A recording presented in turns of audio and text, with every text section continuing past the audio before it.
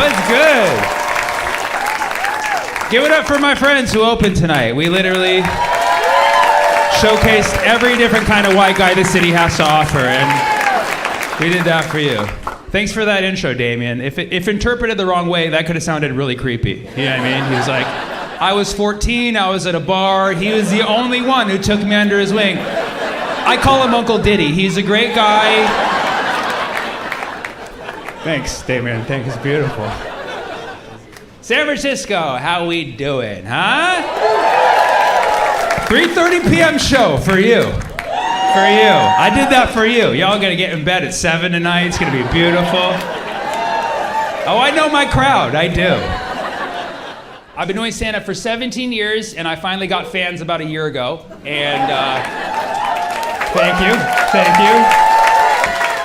I've been working on being a nicer person. I've been starting more of my sentences with respectfully. Yeah, it's been a game changer. You start a sentence with respectfully, you can say pretty much whatever you want after, and people can't say you weren't nice about it, you know? Like last week, I literally told the guy, I was like, respectfully, you can shut the f*** up. And he was like, agree to disagree. And then he punched me respectfully. It was a great exchange. But yes, I actually used to be a math teacher, if you ever wonder why I come across condescending. Thank you. I'm working on it, respectfully. Yes, I majored in math, that's why I do stand up. Yep. And I begin every show talking about math so that nobody complains when I talk about other stuff later. You know what I mean? No one's ever like, please go back to the math. Nobody ever does that. And it gives me leeway to basically talk about whatever I want, okay? I do get a lot of complaints about this. One guy recently came up to me after a show. He's like, I didn't come to the comedy show to use my brain. I was like, I'm sorry for using words. He was like, I want my money back. I'm like, okay, how much do I owe you? He's like, damn it, and that was it. I was doing math jokes in Louisiana because I like taking risks, and oh, shut up. Respectfully, and nobody was laughing except one person, and she came up to me after. And she was like, what's your favorite math theorem? I was like, ooh, talk nerdy to me, right? I was like, let's see, Pythagorean. That's me flirting, Pythagorean. I thought I was smooth. She was like, ew, and then she walked away. I was like, what's... It's not the response I was expecting. I thought we were gonna like nerd out together, but apparently I crossed the line with Pythagorean theorem. You know what was weird too is I was standing right here and the door was over there and she walked away like that and like that. I was like,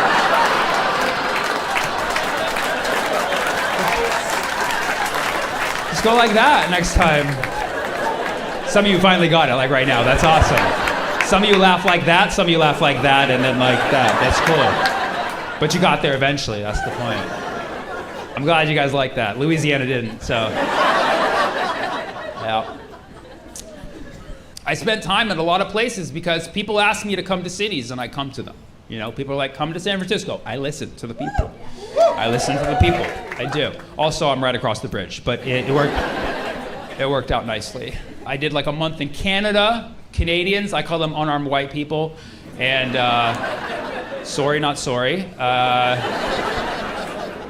I did an entire month in Europe because people were asking me to come to European cities, and some I've never even heard of, and like I couldn't go to all of them. They're like, come to Cologne, or come to Dusseldorf, or Tel Aviv. Like I've never heard of these European cities. All right. That was a test joke. We did math, and then we go to that and see how that goes. But yeah, I did my first ever Middle East tour, and I know a lot of people don't like it when you call it the Middle East because it's a colonial term, and it's not even the East, nor is it the West. I call it Middle Earth. It's a great place for second breakfast. Yeah, it is my precious. And I was really excited. About a year and a half ago, a promoter out there was like, hey, want to come do a show in Dubai? And I was like, cool, I got 3 fans there, let's go. And he's like, cool, here's the contract. I'm going to get a theater. I signed the contract. He's like, cool, now you pay for the theater. I'm like, I should have read the contract. And I ended up putting basically my life savings at the time on this theater. I was not expecting it, but unfortunately, yes, you got to read the terms first. And I was really scared because it was a big risk. I'd never done a show in Dubai, but I put the money down. I just had faith, and we put it out there. We put it on sale, and people started getting tickets right away. I started to feel more comfortable. But this was like a year and a half ago. So shortly after we put it on sale, suddenly there were calls in the activist community to start boycotting the UAE, where Dubai is, if you didn't know.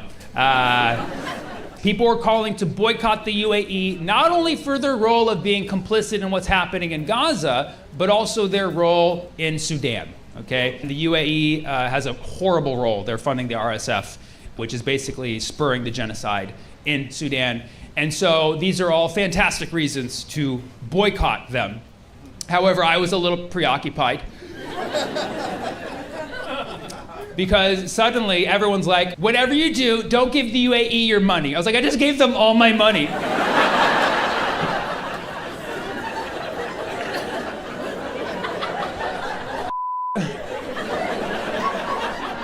Nobody prepares you for situations like this. But my belief is that you always have to do the morally right thing. So I'm like, I gotta do the right thing, I gotta stand in solidarity with the people, and I'm gonna cancel these shows. And so I decided I'm gonna cancel these shows and do the right thing. But I do have fans there, and I do have to keep them in mind. So I decided to reach out to them and kind of comfort the blow. I didn't really want to tell them straight up, I just kind of wanted to feel it out first. So I reached out to a fan, I was like, hey, how would you feel if I cancel the show in Dubai? And she was like, no, I already got tickets. I've been looking forward to this my whole life. I'm like, I'll ask someone else. And I reached out to another fan. I was like, hey, how would you feel if I canceled the show in Dubai? She's like, I had cancer till I started listening to you. I was like, oh, it's the wrong sample here. And then I asked another fan, and they all more or less started to say the same thing. They're like, Sammy, we love you and we follow you because you talk about Palestine, okay? That's what we stand for. We love that you talk about Palestine. And we here in Dubai, most of the people here support a ceasefire and support a free Palestine. We just have a government. And I'm like, I have no idea what that's like.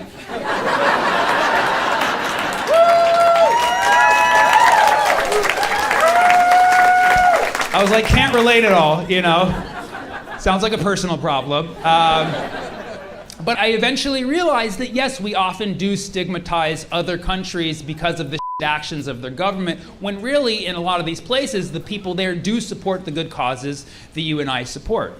So I realized, also I'm from America, I'm not really in a position to judge, And then I started to look at everybody who's calling me to boycott the show, and I was like, where are you? And they're like, Jersey. I'm like, okay, well, I need to think about what is the morally right thing to do here. And I realized, I already paid for the show. These are good people. They want me to come perform and talk about free Palestine. So I should just go and I should perform for the people. And I realized this is a mission for the people.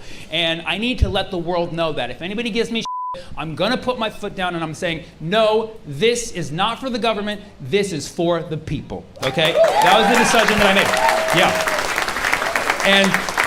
And literally the day I put my foot down and made that big boy decision, Macklemore cancels his show in Dubai.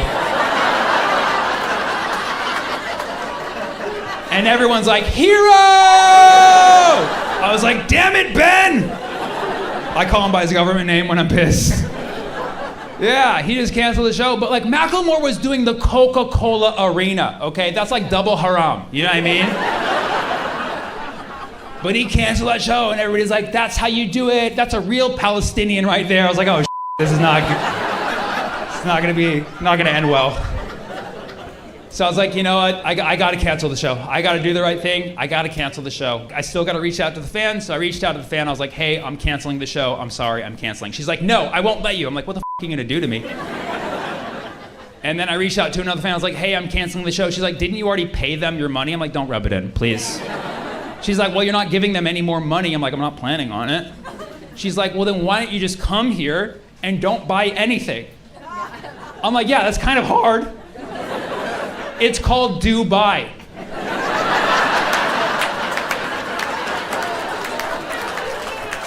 You go there, you Dubai.